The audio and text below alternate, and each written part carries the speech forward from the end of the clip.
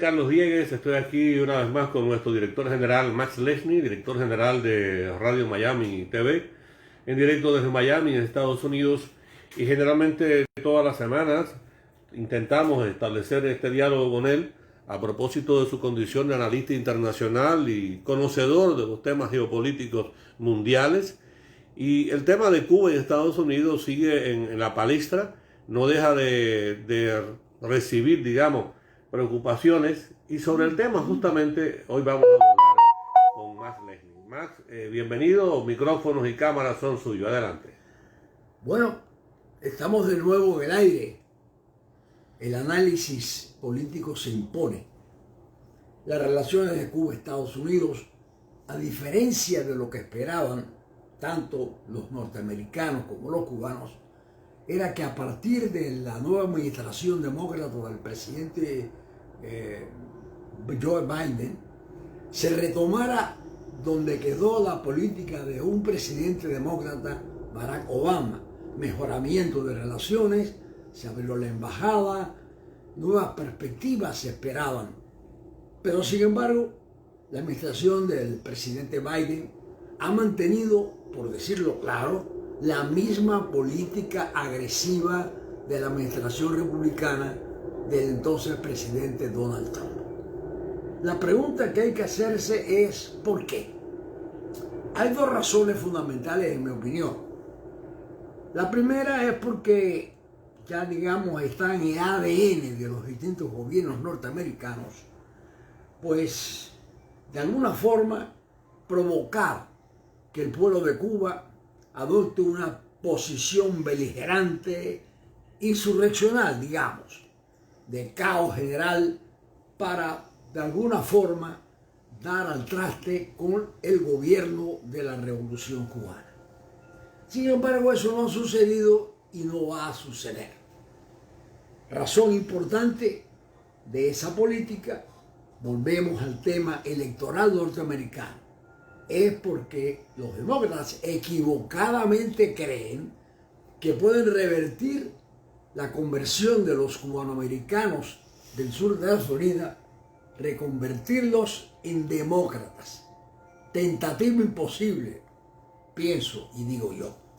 Razón porque el trumpismo ha calado profundamente en lo que llamaríamos la conciencia política, si esto se puede llamar conciencia política, de los cubanos del sur de la Florida. Se han convertido al republicanismo más reaccionario y fascista que los ha llevado a ser enemigos de su propio pueblo, del pueblo de Cuba. Y pretender que los cubanoamericanos republicanos dejen de serlo para volver al redil demócrata, me parece a mí que es una tentativa imposible. Por lo tanto, si están jugando a la carta de que el sur de la Florida se va a convertir en demócrata, me parece que por ese camino nunca llegarán a ese objetivo. La otra razón que mueve, de acuerdo con la geopolítica, a los Estados Unidos, ya sea Trump o sea Biden, es el tema de Venezuela. Tentativa ilusoria pensar que el gobierno de Cuba, para tener una mejor relación con los Estados Unidos, va a abandonar su alianza con Venezuela. Si algo han tenido los cubanos a través de la historia, es que han sido agradecidos.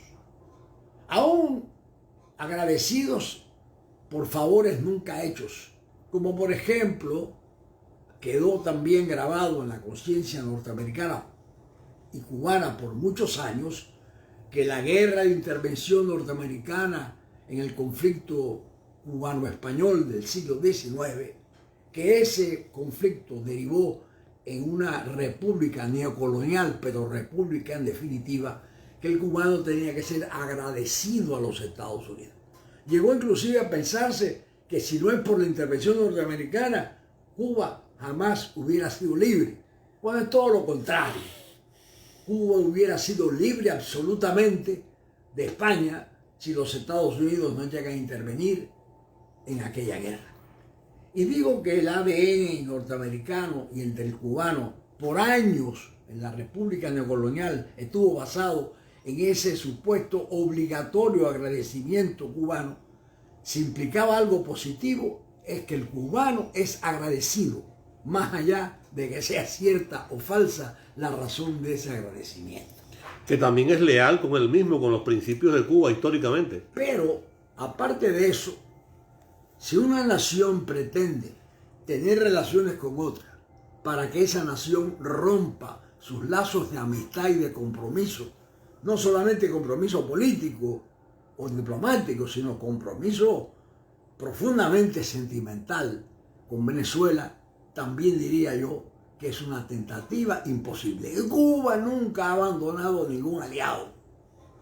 Cuba ha sido solidaria de los pueblos y como tal hemos sido muy proclives a dar más de lo que tenemos. Al punto de que si vamos a África, ese continente siempre olvidado, ahí estuvo la presencia cubana, regando sangre cubana por la independencia de esos pueblos. Aquí en Estados Unidos, por ejemplo, se habla mucho de lo magnífico que fue como hombre, como ser humano, el desaparecido presidente de África del Sur, el gran amigo de Fidel Castro. Bueno, pues el apartheid, que era la clave de la política racista de los gobiernos sudafricanos, Nelson Mandela. Quedó interrumpida con la presencia y la presidencia de Nelson Mandela.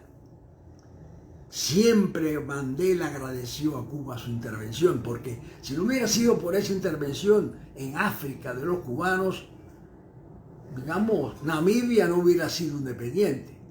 Y el apartheid seguiría siendo todavía la política del gobierno sudafricano de discriminar a los negros por el supremacismo blanco. Y no hay que olvidar más también el tema en los 90, cuando todo el mundo pensaba que Cuba se iba a unir al desmerengamiento de los países de Europa, Cuba se mantuvo en los 90.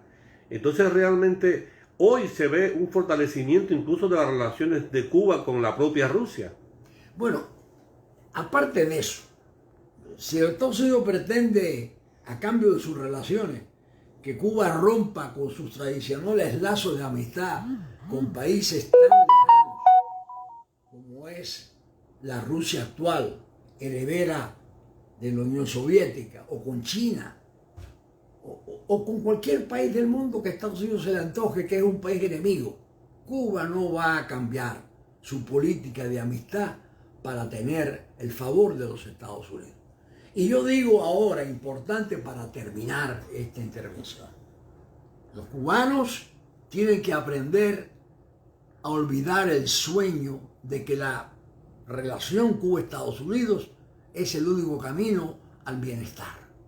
Trabajando más y más fuerte y olvidándose de que Estados Unidos vaya a ser generoso con Cuba, los cubanos llegarían en un momento dado a la plena felicidad. Quiere decir que si Cuba mantiene su política actual de luchar contra la pandemia del coronavirus y se supera esa crisis sanitaria y Cuba emerge saludable del conflicto con esa pandemia, a partir de ahí Cuba será más libre y, como la vacuna, plenamente soberana. Bueno, ha sido Max Lesny aquí en la réplica de Radio Miami TV, en directo desde Estados Unidos, desde el despacho de Max Lesny, que por cierto tiene una imagen aquí del maestro José Martí, también de Chivas, su viejo amigo y compañero. Y bueno, hay una foto al final que nos estuvo acompañando, que es la foto de Miriam Lesny, y allá arriba tenemos a César Chávez, que por cierto en estos días se cumplió el día 31, el 94 natalicio de César Chávez. Hicimos también un programa y César Chávez venía a esta casa y conversaba con usted bastante, ¿verdad? Siempre lo conocí apenas llegado a los Estados Unidos. Un programa de televisión que yo tenía en el canal 23. Ahí lo entrevisté y ahí lo conocí. Chávez, bueno, no sé si esto es una cuestión familiar, debe ser llevada al público. Una hija mía, Miriam, la mayor, está casada con el hijo primogénito de César Chávez, Fernando. Y de alguna manera la historia de César Chávez la conozco tan de cerca como que fui a su entierro y tuve la oportunidad de ir a su cuarto privado y ahí estaba la humilde cama en blanco y negro, ya cuando el televisor en color era de uso común en todas las casas de Estados Unidos y del mundo. Bueno, se nos queda pendiente entonces muy pronto hacer un programa suyo dedicado a César Chávez, a su amistad con César Chávez, a propósito de todas estas celebraciones de homenaje a este gran luchador civil que es conocido también como el Martin Luther King hispano, ¿no? Que luchó por la emancipación de los trabajadores agrícolas y de los trabajadores norteamericanos. Un mexicano norteamericano de pura cepa, ¿no? Definiría que César Chávez era un hombre fundamentalmente bueno, dedicado a una buena causa, un mundo mejor. Bien, gracias más, Leslie. Yo soy Carlos Diegues desde Estados Unidos.